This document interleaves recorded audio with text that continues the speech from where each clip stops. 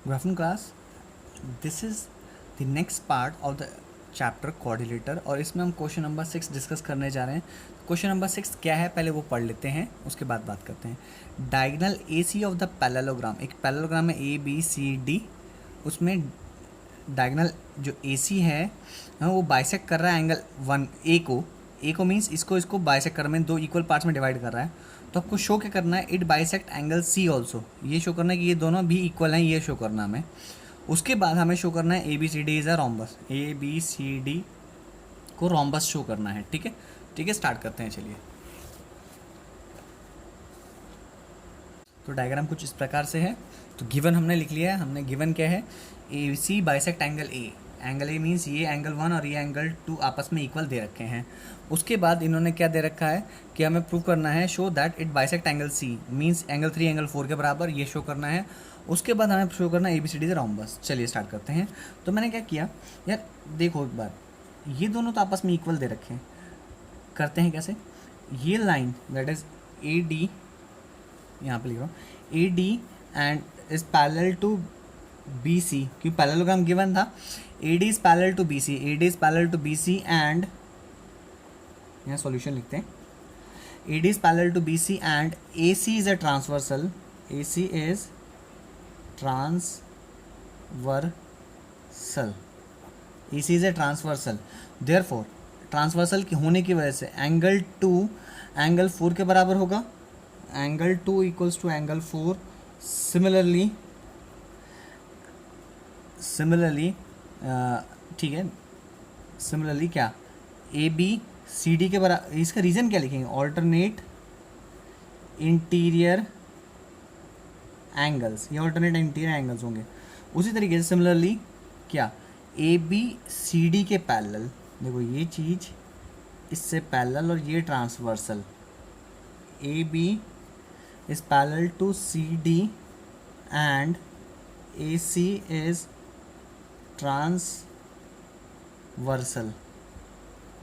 A C is by transversal. देखो पहली बार में हमने ये और ये आपस में पैरेलल दे रखे थे, कौन कौन से, देखो ध्यान से, पहली बार में हमें ये और ये पैरेलल दे रखे थे, ये ट्रांसवर्सल था। तो अगर ये ट्रांसवर्सल है तो देखो ये वाला एंगल इस एंगल के बराबर होगा। रीज़न देखो, सोचो समझो कि लाइन पैरेलल ट्रांसवर्सल कट कर तो ऑल्टरनेट एंगल इक्वल होंगे, तो एंगल 2 एंगल 4 के बराबर, एंगल 2 एंगल 4 के बराबर, इक्वेशन नंबर 1 नाम दे दिया। इसी तरीके से अगर देखो ये लाइन और ये लाइन आपस में पैरेलल हैं और ये ट्रांसवर्सल कट कर रहा है, तो ये वाला एंगल 1 एंगल 3 के बराबर होगा, ये भी ऑल्टरनेट एंगल, तो angle 1 equals to angle 3। Reason होगा alternate interior angles. This is equation number 2। देखो फ्रॉम फर्स्ट एंड सेकेंड, देखो एंगल 1 एंगल 2 के बराबर है, एंगल 1 एंगल 2 के बराबर गिवन था ना, एंगल 1 एंगल 2 के बराबर है, तो एंगल 4 एंगल 3 के बराबर होगा कि नहीं होगा। From first and second equation,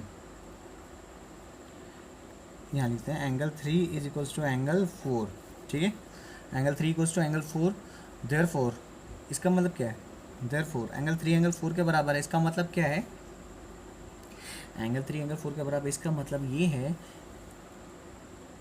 अच्छा एक और चीज़ यहीं से लिख देते हैं, तो लिख ही लेते हैं इसी को, एंगल 3 इक्वल्स टू एंगल 4 है, इसका मतलब ए सी जो है ये bisect angle C as well, angle C को भी बाइसेक्ट कर रहा है ना, इक्वल है तो ये बाइसेक्ट कर रहा है कि नहीं कर रहा, 3 और 4।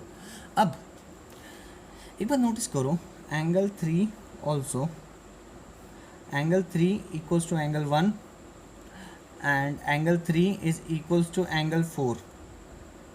तो मैं लिख सकता हूँ कि एंगल 4 इक्वल्स टू एंगल 1, बिल्कुल। देखो एंगल 3 एंगल 4 के बराबर, एंगल 3 एंगल 1 के बराबर, तो 1 और 4 भी आपस में इक्वल, 1 और 4 भी आपस में इक्वल, कौन, 1 और 4 आपस में इक्वल। तो इस ट्राइंगल के अंदर ध्यान से देखो, इस ट्राइंगल का अगर ये और ये एंगल इक्वल हैं तो ये साइड और ये साइड आपस में इक्वल होगा कि नहीं होगा, बिल्कुल होगा। तो देखो हमने पढ़ा था अब पैरेललोग्राम, स्पेशली पैरेललोग्राम विद क्या, with adjacent side equal is a rhombus, is a rhombus. तो देखते हैं, देयरफॉर एंगल 4 एंगल 1 के बराबर, इसका मतलब क्या है, एंगल 1 का अपोजिट ए बी एंगल 4 के अपोजिट ए बी, एंगल 1 के अपोजिट बी सी। रीजन क्या होगा, एंगल इक्वल है तो साइड बी इक्वल होंगे, तो side opposite to equal angles are equal. देखो side opposite to equal angle है तो उनके अपोजिट साइड भी आपस में इक्वल होंगे, तो ए बी बी सी के बराबर हुआ। अब A B C D is a parallelogram with adjacent side,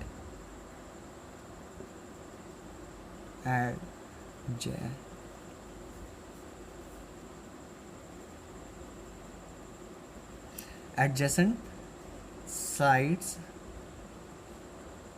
equal is a parallelogram, is a ABCD is a parallelogram with adjacent side equal is a rhombus, not a parallelogram। ठीक class. Actually तबीयत ख़राब है, थोड़ी बहुत गलतियाँ हो सकती हैं तो प्लीज़ माफ़ कीजिएगा, लेकिन ऑन एन एवरेज सही है ये। ठीक है, समझ आया आपको। अब अगले क्वेश्चन की तरफ बढ़ते हैं, क्वेश्चन नंबर 7। क्वेश्चन नंबर 7 में क्या दे रखा है आपको देख लेते हैं।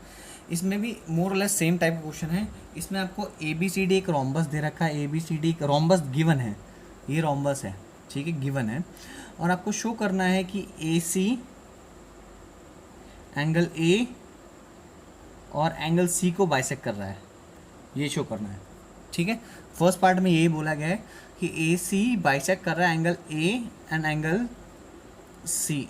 ठीक है, तो ये शो करना है, ये रोम्बस दे रखा है। तो मैं क्या करूँगा, पहले देखो ए बी सी एक ट्राइंगल ये लूँगा और दूसरा ट्राइंगल लूँगा ए डी सी, ये वाला ऊपर वाला। तो to show angle 1 equals to angle 2 and angle 3 equals to angle 4, that means A C bisect angle A and angle C, ये शो करना था पहले पार्ट में। सिमिलरली सेकेंड पार्ट भी सेम ही है, तो फर्स्ट पार्ट हम करते हैं पहले। तो देखो in triangle A B C triangle A B C and triangle A D C A B C and A D C.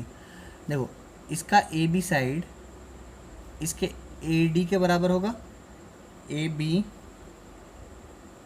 Equals to A D, A B A D के बराबर। Reason A B C D is a rhombus, is a rhombus. Rhombus के चारों side equal होते हैं, ए B ए सी के बराबर, ये चीज़ इसके बराबर, तो अब ये चीज़ इसके बराबर। ठीक है, B C side D C के बराबर, बी रीजन क्या, A B C D is rhombus, same reason लिखना है आपको। और फिर देखो दोनों में ए सी कॉमन, ए सी और ए सी कॉमन है। तो देखो बाय साइड